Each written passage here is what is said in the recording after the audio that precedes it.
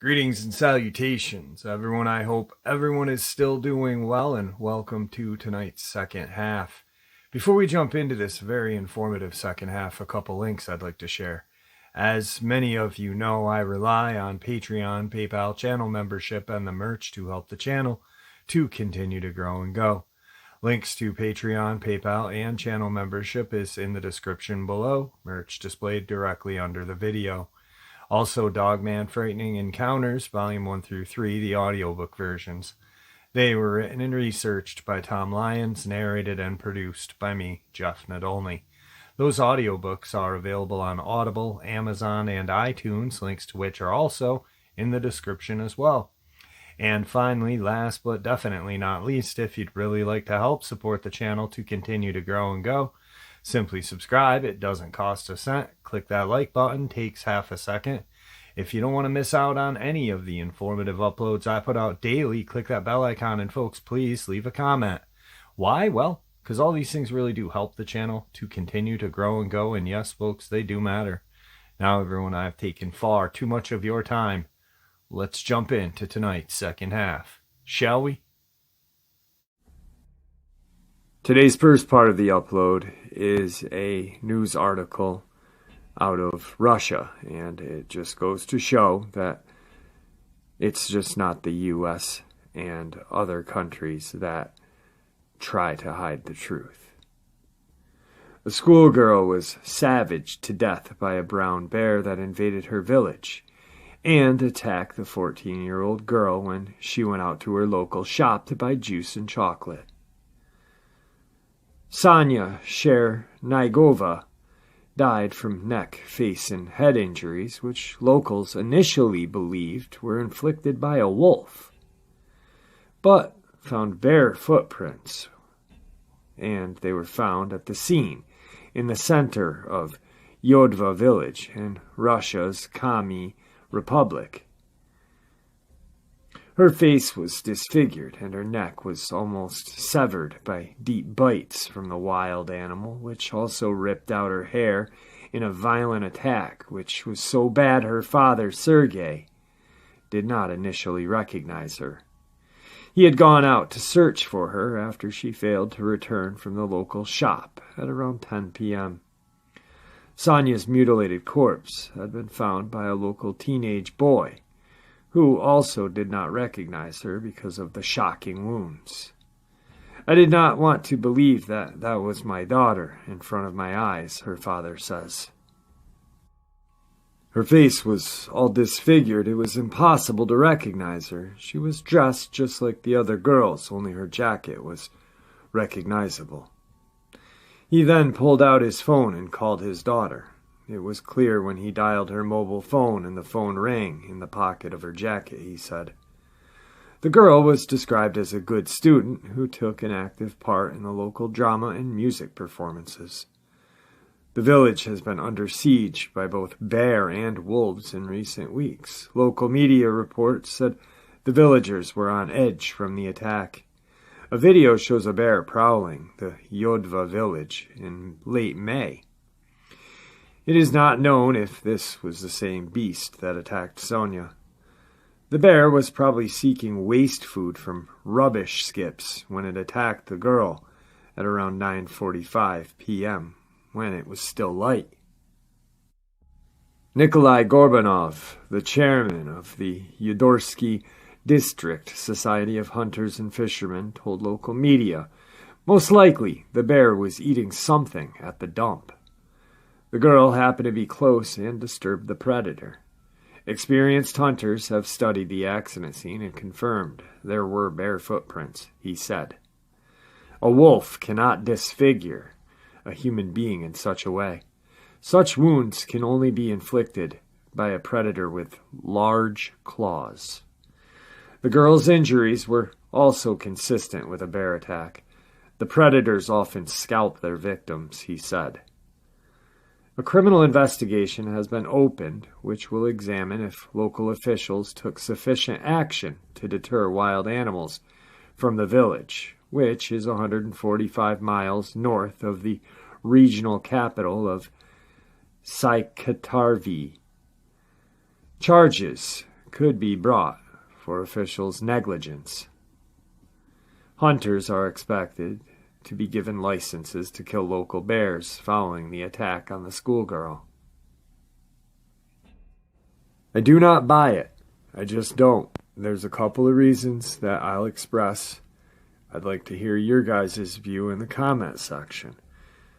My first reason why I don't buy it is because, first things first, they said it was a wolf attack.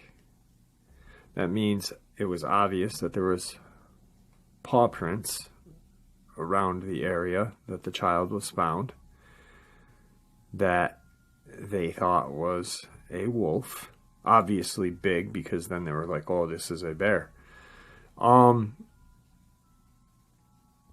Then the way the child was just destroyed. I mean, this poor child was ravaged and in the middle of town, not by a dump. Notice they say a bear was by the dump. This happened in the middle of town as the kid was coming back from the store. Teenage kids, boys, other boys, came across her dead body. So, I mean, there's just not a lot adding up. The only thing that is real to me is the sentence that says, such wounds can only be inflicted by a predator with large claws. I just, honestly, if it was a bear attack, that poor little girl would have been screaming at the top of her friggin' lungs. A Dogman, in my eyes, would be a silent, stealthful killer. Criminal investigation opened to see if the officials of the town took sufficient action. Just that whole sentence right there is just like, hey, this is a filler to have people not go any. Okay, well, obviously it was a bear or a wolf. We better not ask any questions because there's an official investigation going on. And then there's nothing afterward. Not one mention of what happened. Also, the bear was seen in late May. This was August. 3 months had gone by. That bear, I mean, is probably long gone. 3 months, yes, some do stick around the area, but this one I don't buy. I do not buy it. I think it's rather strange. And I think 100% Dogman. Let me know what you guys think. Today's second part of the upload is an encounter. I have a long-standing relation to the land this happened on, as my family has hunted this area since 1947, and some of my first memories are here. I have seen many odd things over the years at this place. Starting at the age of 14, these include cryptid UFO aerial phenomenon, something I would consider time slippage and gateway effects. These seem to have increased as the land is less used, and my family, other than myself, has ceased to use it.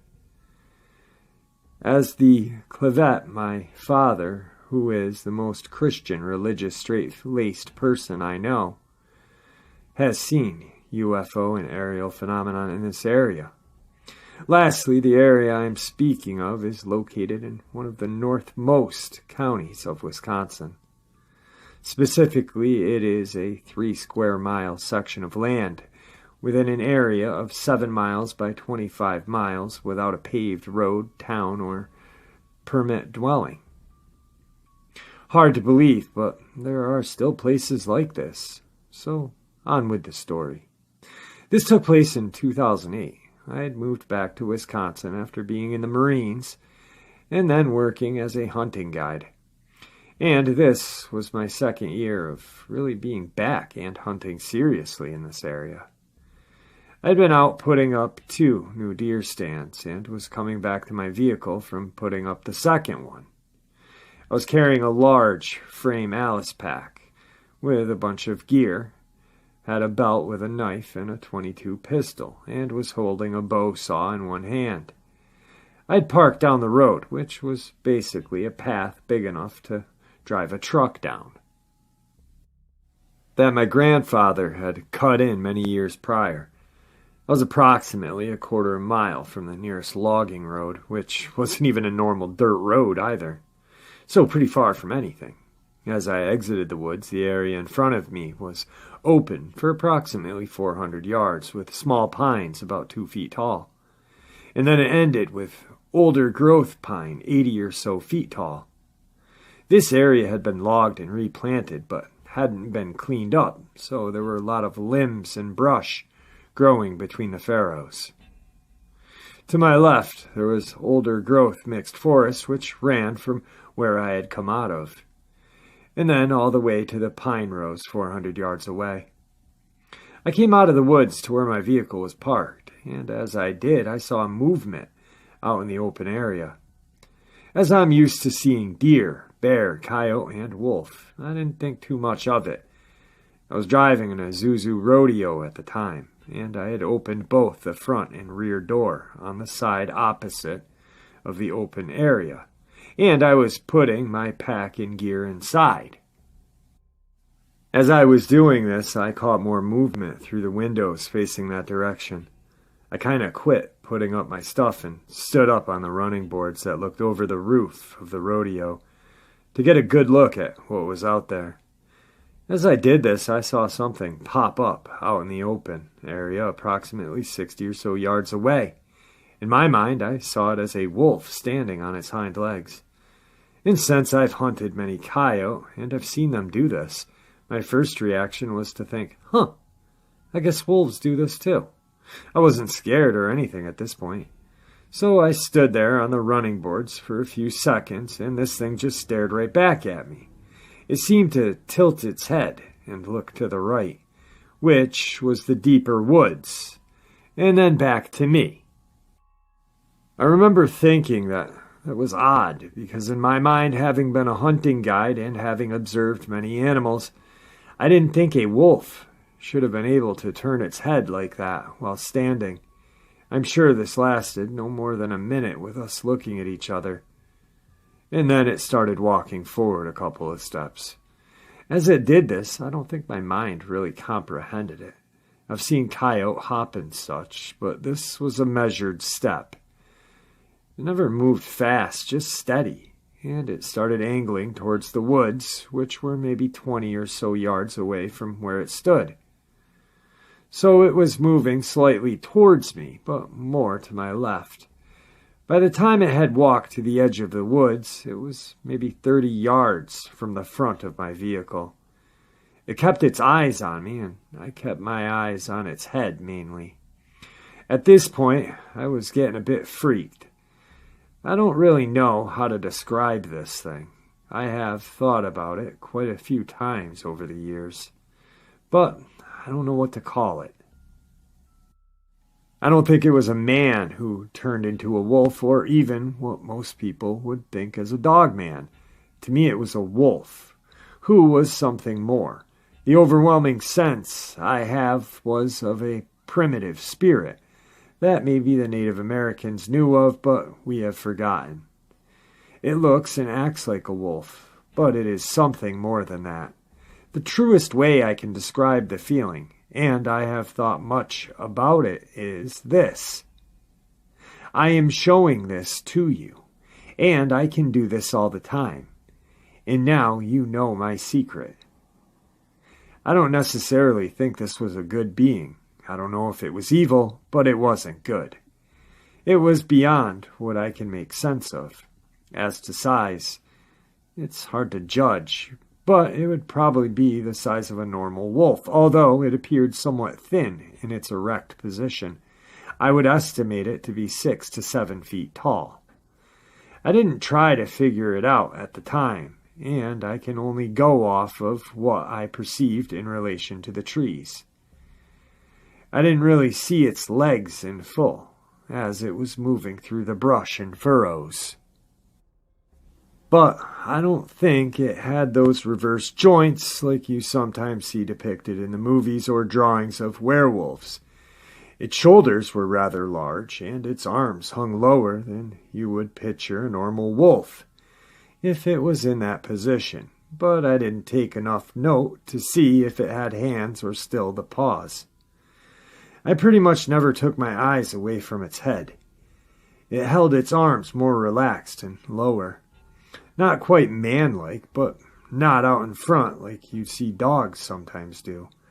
The fur of this thing was mainly black and gray. I can't remember what color its eyes were, but I don't remember them being orange or red like you sometimes hear. It never opened its mouth fully, but I do remember glimpses of teeth. It had erect ears like a normal wolf. The way it turned its head is why I know it wasn't a normal creature.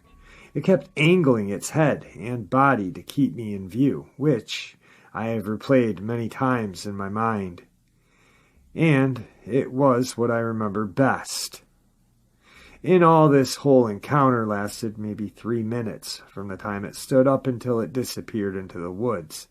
It walked about 45 yards in total like that, and moved about 30 yards closer from me to where it initially saw it.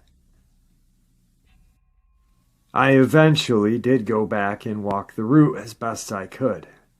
I still spend a lot of time in this area, and I have never seen it since. A couple of things extra.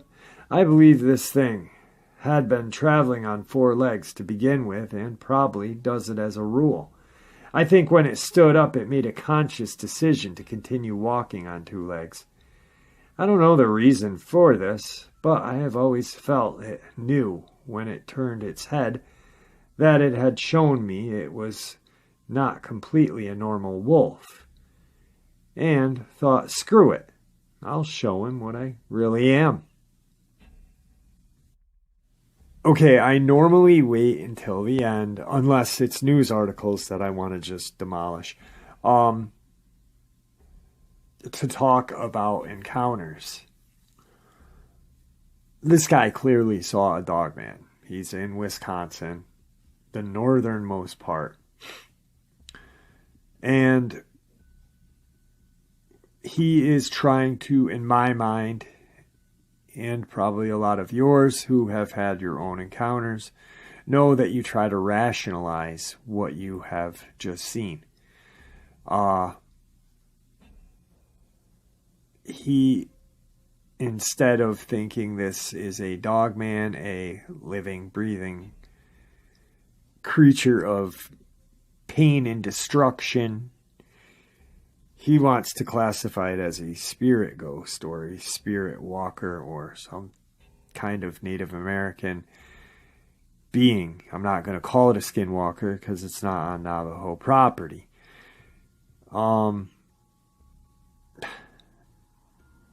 Dude saw a Dogman, and hopefully one day he'll come to terms with, I saw a Dogman. Today's third part of the upload is the very interesting yet shocking news article I found that's 46 years old. When I found it, my jaw literally dropped. Here goes. New York Times, February 24th, 1974. Coy dog, coy wolf, or werewolf. Since the almost total extermination of the eastern timber wolf, the cougar and the bear, predators have been conspicuously absent in the Northeast. But persistent reports of a mysterious coyote-like creature has been coming out of New England for several years. Such reports have alarmed many hunters who believe they can better perform the predator function of culling excess deer and other game. But conservationists are pleased. They hope that the coyote-like creature signals a return to a better balance of nature. No North American species has suffered more from man's arsenal of death-dealing weapons and still survived than the coyote. 2 years ago, President Nixon banned poison from public lands, and in doing so incurred the wrath of sheep ranchers who pasture flocks there, as most wool growers allow their animals to range the public domain unattended. Saturation poisoning of the nation's wild predator has been their principal method of protecting their flocks. But while the toxin succeeded only in depressing the coyote population, they have had a devastating effect on many other species, including bear, badger, kit fox endangered, skunks, wolves endangered, lynx endangered, as well as eagles, condors endangered, and other birds. Recent lobbying efforts by wool growers to have the ban on poisoning rescinded has therefore aroused much opposition and inspired New York's Gov'T to seek support from other members of the Senate to back the presidential ban. The Indians held the coyote in high regard. The Navajo referred to him as God's dog, but to the white man, he was a varmint, and his appearance of few new locations has excited much hysteria. In West Virginia, a solitary coyote was relentlessly hunted by posses with foxhounds and an airplane until it was killed after 18 months at a reputed cost of $75,000. Unrelenting pressure on the coyote on his natural range in the West may have caused some to migrate eastward. Also, the virtual extinction of so many stronger predator species has opened up a good habitat and food sources previously unavailable to the small coyote, who weighs only 20 to 40 pounds. But whether or not he made his own way to the East Coast remains unknown. A possibility remains that the animal in question are descendants of escapees from zoos or released pets. Just such speculation was offered by J. Frank Dobie, the Western historian who wrote The Voice of the Coyote, when he observed in 1947 that during the preceding quarter of the century, Canis latrans had been seen in every state of the Union except Delaware. Indeed, historical records document the presence of an occasional coyote in the upper New York State area since 1912, and some old-timers assert they've always been there. Though, what they are recalling is probably the now Van Timber wolf. In the late 1950s, rumors of a strange creature larger than a coyote but smaller than a wolf began to circulate in Vermont. Shortly thereafter, New Hampshire reported the same phenomenon. In the 60s, when a den containing 5 pups of an unidentified species was discovered near Croton, New Hampshire, serious studies were undertaken to determine just what the animal might be. My initial opinion was that the creature was a coy dog, the hybrid offspring of a wild coyote and a domestic dog. It wasn't until I learned the animal was breeding true, bearing offspring that was consistently uniform in appearance, that I began to wonder. Second-generation hybrid predictably exhibit great variability, some resembling each grandparent in a kind of Thorvert-Back phenomenon. Moreover, the wild canids were producing offspring in the spring of the year, when a coy dog hybrid does not whelp. In 1972, I decided to make a trip to New England to investigate. I stopped in Concord, New Hampshire, to see a biologist, Helen Silver, senior author of behavioral study of the animal funded by the National Science Foundation.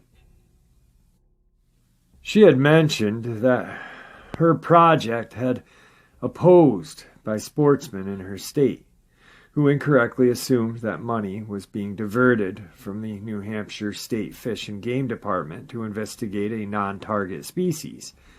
The public as well had been stirred up against the mysterious animal by journalists who couldn't resist playing up the story and elaborating on possibilities of allowing a weird race of wild dogs to breed. Some even suggested that the New England woodlands were haunted by werewolves, free-roaming domestic dogs, which were said to have killed 550 deer in New Hampshire from 1969 to 71, had excited much agitation among sportsmen. Many people now took the position that a mysterious canine were nothing but domestic dogs gone feral. The sooner the scourge could be eliminated, the better. In 1961, the New Hampshire legislature added to the state's bounty law the timber wolf and prairie wolf, for want of a better definition of the unknown creature. Like all bounties, this one invited fraud. People began to shoot their neighbors' dogs and to present the body for money. As a result, the law was again amended in 1965 to exempt the timber wolf and the prairie wolf. While New Ramp was paying to get rid of the unidentified beast, no proof existed that it had caused anybody any harm. Tracks around half-eaten deer carcasses excited many stories. However, as carrion makes up the major winter food of the wild coyote, there was a strong likelihood that the New Hampshire canine had not killed the animal they were feeding upon. A study of the stomach contents of 27 wild canines shot over a 2-year period of time showed that the presence of deer meat corresponded with the start of each hunting season, when some wounded game evaded a hunter but died anyway. At least 4 stomachs contained maggots, and 3 had carrion beetles, proof that the wild canine was to some extent a scavenger. In any case, many knowledgeable people believed that the New England deer herd could only benefit from the return of the region of the effective predator. Wild predators, unlike pet dogs, do not trot home to a bowl of ration after the energies of a chase, but must continue to seek food. Therefore, most wild predator species have evolved into opportunistic hunters, pursuing only easy prey. Weak, diseased, and genetically abnormal game become their frequent victim. And the result is a healthier prey population. By contrast, the human hunter tries to select prime animals for his target. This predator-prey interaction, as well understood by New Hampshire state fish and game officials, many of whom confided that they would welcome the return of even wolves or mountain lion to the region. But since the rank-and-file hunters have held more simplistic views and resented the loss of even a single game animal, the agency has remaining non-committal on the subject of the mysterious canine. One field officer told me that the deer herd were at a low point and had been for 2 or 3 years. It's a cyclic phenomenon, probably weather-related, he explained. But you can bet the new animal is going to be blamed when hunters don't find a deer behind every tree. The coyote is unique to North America. The primal times he occupied the Great Plains in such numbers that the first Anglo explorers named him Prairie Wolf. He might as logically have been given the title Desert Wolf or Little Wolf of the Mountains, for early records show him simultaneously thriving in southern Mexico and northern Rockies. To the limited degree, he was also found in areas east of Mississippi, in Illinois, Indiana, Wisconsin, and Minnesota.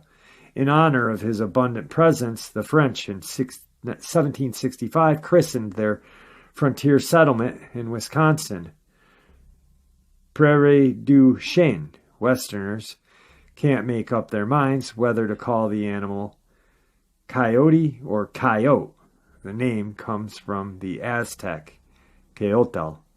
The animal has other names as well. Some of the latest ones seem to be attempts to convey the type of habitat where he is currently being seen. He's acquired the title brush wolf in Minnesota, where intensive agriculture has driven an indigenous subspecies from the state's southern prairies northward into third-growth forests, heavily thrusted with undergrowth. In the New York Adirondacks, yay, my hometown, bush wolf is a variation, the theme. Just this ability to adapt by changing circumstances, of course, is what has enabled the Pro-10 species to survive the traps, poison, and aerial shoots that have exerted so many of the predators in North America. He is opportunistic in the extreme, hunting by day as well by night, dining on fresh meat of carrion, raiding town garbage pits, or feasting on wild fruit and berry, denning in burrows or yelps, in conduit pipes, running in packs or alone. Bold coyote can be seen in alleyways of Los Angeles, but shy ones may be heard only in the wilderness, filling the surrounding areas with their soulful cadence. The coyote's greatest asset is that nature has not completely defined him, not firmly set the successful adjustments the species has made over long ages of natural selection, while the more finished North American animals, those perfected for existence in their special niches, were rapidly vanquished when an industrial society began to reshape their habitats. The coyote met change with change, reshaping himself, unlike the bison, the passenger pigeon, and the wolf. He is thus still with us in multiple numbers. It comes as no surprise, therefore, to find Canis latrans as a highly valuable veritable body. In Mammals of North America, E. Raymond Hall and Keith R. Kelson identify 19 subspecies. Some naturalists feel this number is too high, and that the splintering of species has been carried too far. They accuse the taxidermists of arbitrary creation based on minuscule skull and tooth differences intended to confound those who study living specimen at a distance. Nevertheless, the coyote does vary from place to place, with the larger subspecies occurring in the northern Rockies, Minnesota, and Texas. Obviously, these differences suggest a high potential for mutation. A lot of you are going to say that had nothing to do with Dogman and probably shit on that part. But a lot of you are like me and just found it completely interesting. I am fascinated with all of nature's animals, especially around my area in the Adirondacks. We have coyote right in my parents' backyard. My daughter and I actually saw a coyote pup in my down the road from my parents. There's a cemetery with a large wooded area behind it, and it was about the size of a beagle, but absolutely a gorgeous specimen of nature's beauty. And I'm sorry if a few of you didn't like it, but oh well. Now, on to some creepy shit. Today's fourth part of the upload is a terrifying encounter. Around 1978 or so, my mom, dad, brother, and little sister and I lived in Macon County, Georgia. We lived on Highway 49, and we had a handful of run-ins with the Sasquatch and his offspring. The first time we saw it was when it came up to my infant sister's window, and she was mocking it. I think it got confused one night and went to my mom's window and started grunting. Scared my mom so bad she tried to climb up under my dad. He told her he thought it was probably a bear. That is, until he saw it for himself. My mother went outside one night to get a note off of the door, and it was about 10 feet away at most from her. She ran back inside, and when she was able to speak, she told my dad what she had seen. My dad went into the bathroom and shot the larger one. One night we had an acetylene tanks being thrown around by the larger one. She said he was black-haired from head to toe, arms were past the waistline. Nose was not like a gorilla's, was more like a human nose. We heard a noise outside one night and went out to look and found hair embedded into the wall of the outside of the house. It always came to the house at night. It was very curious, always looking into the windows. My aunt heard something one night and ran so fast that she actually put an indentation into the wall of my house. My dad said one night all of my uncles came over and they were looking around the house for it, and one of my uncles yelled down from the roof of the house that my dad was leaning against. And when he turned around and looked up at it, it got spooked and beat the hood of the Jeep and destroyed it. In our area where we lived, there was always goats and cows and etc. found with their intestines gone. No meat was eaten.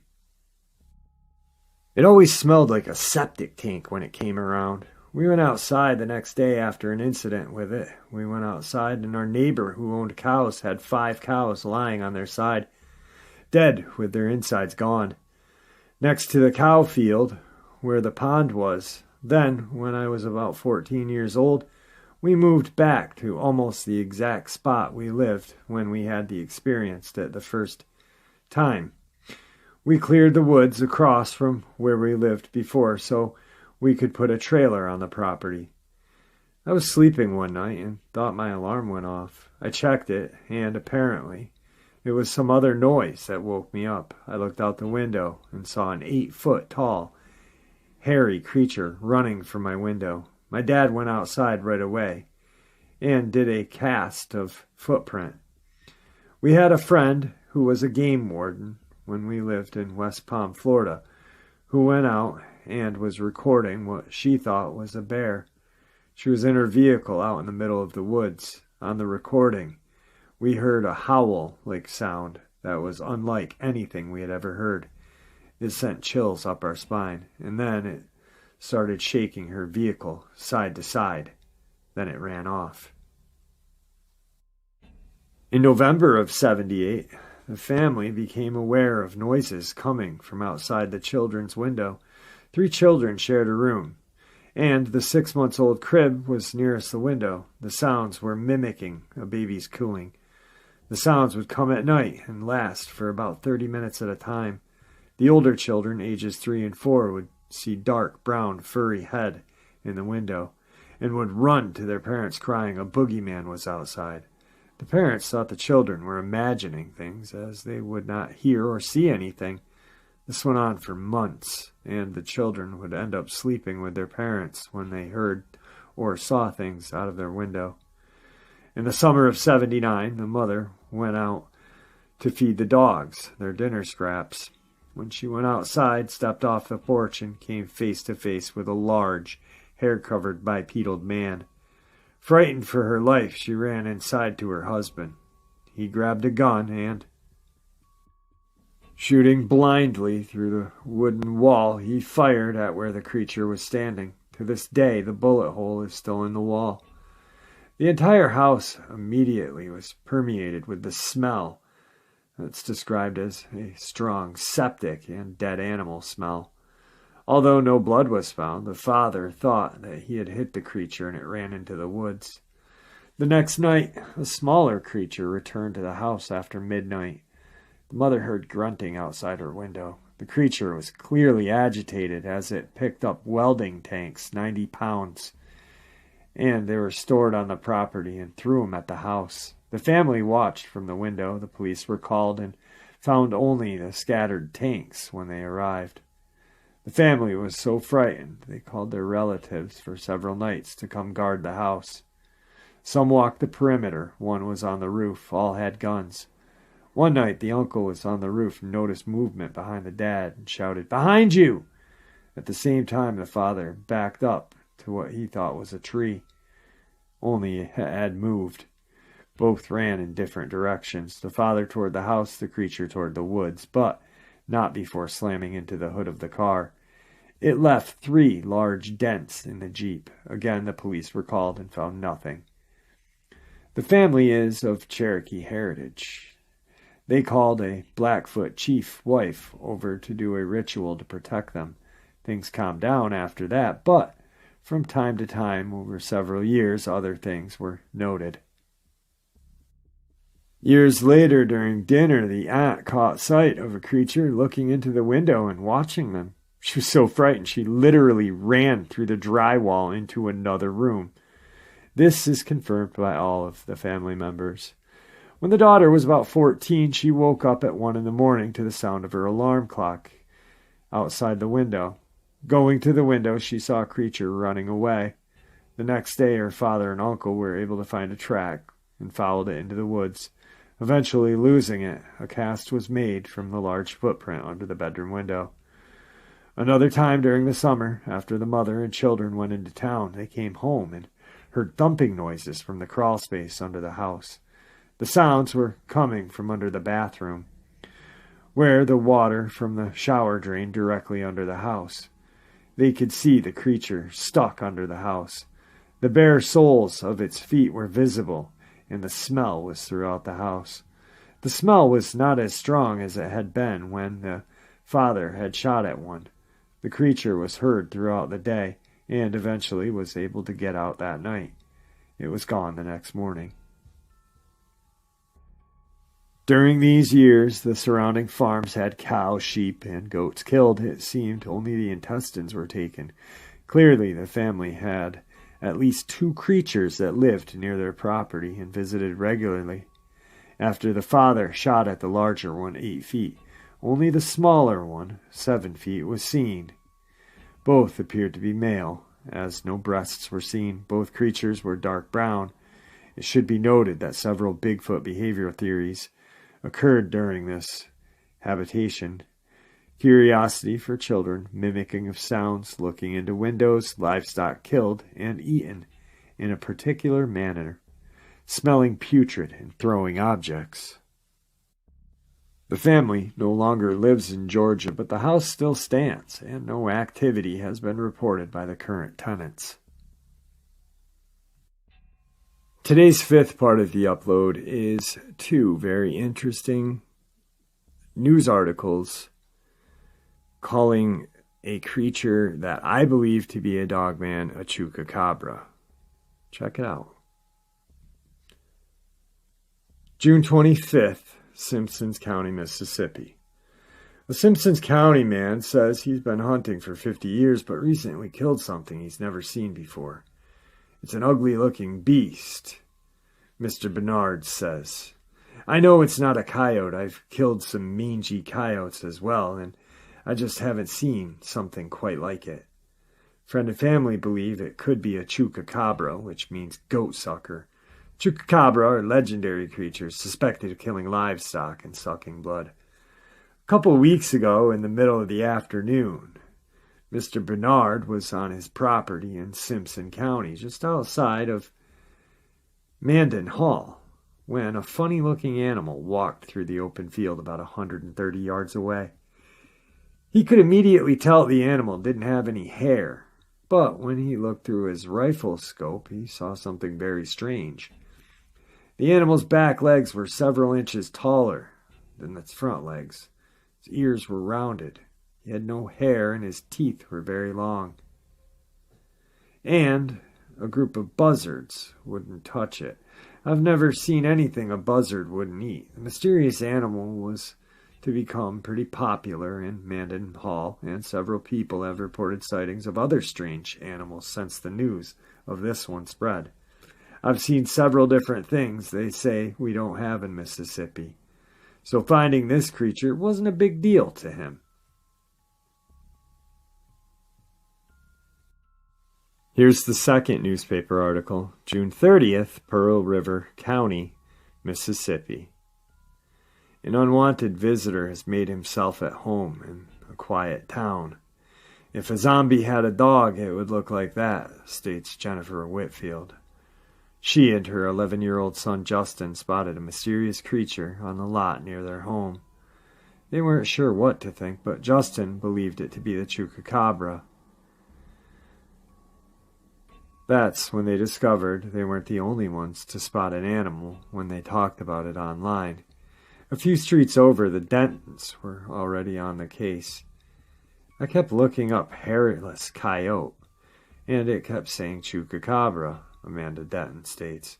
We've been running back and forth to our cars because we didn't want the Chupacabra to get us. Her husband, Jonathan, was at a loss as well. I didn't know what it was, but then animal control couldn't find it, so maybe it was a Chupacabra.